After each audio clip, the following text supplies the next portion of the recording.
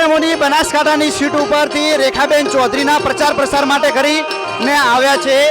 તો ટૂંક સમયમાં નરેન્દ્ર મોદી સભા ઉપર આવવાનું છે, પરંતુ સભાખંડમાં એક ફોટો જે પેઇન્ટ કરેલો છે અને એમના જન સમર્થક લઈને આવ્યા છે. એમના દ્વારા જાણવાનો પ્રયાસ કરીશું કે શું નામ છે એમનું, શું નામ છે? મારું નામ ઉર્વી પટેલ છે. ઉર્વી પટેલ છે. ફોટો તમે નરેન્દ્ર મોદી એમને એમની માતાશ્રીનો ફોટો લઈને આવ્યા છો, તો અત્યારે કેવો માહોલ લાગી રહ્યો છે અને શા માટે આ ફોટો ક્યાંથી બનાવવાનો વિચાર આવ્યો? એટલે મારી એક ઈચ્છા હતી કે હું મારા પોતાના હાથથી મોદીજીને મારી હોબી બી છે કે હું પેઇન્ટિંગ કરીને એમને આપું.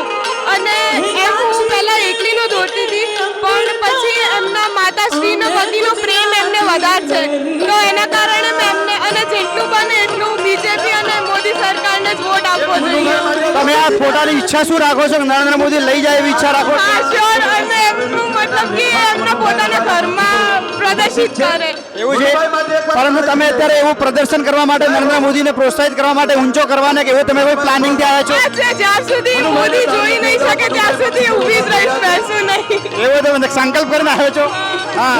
પરંતુ મારે સવાલ કરવો છે કે મહિલાઓ માટે ખાસ કરીને નરેન્દ્ર મોદી સાહેબ અને એમની સરકાર કેટલા સારા એવા કામ કર્યા છે.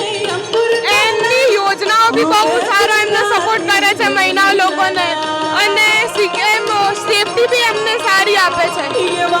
તો તમે ભણો છો, લાગે ભણો છો? કયું? 11 સાયન્સમાં છું. 11 સાયન્સમાં કરું છું. ખાસ કરીને નરેન્દ્ર મોદી જોડે તમે એવી કોઈ આશા અપેક્ષા રાખો છો કે ખરેખર આ વસ્તુ હજી વધારે થવી જોઈએ?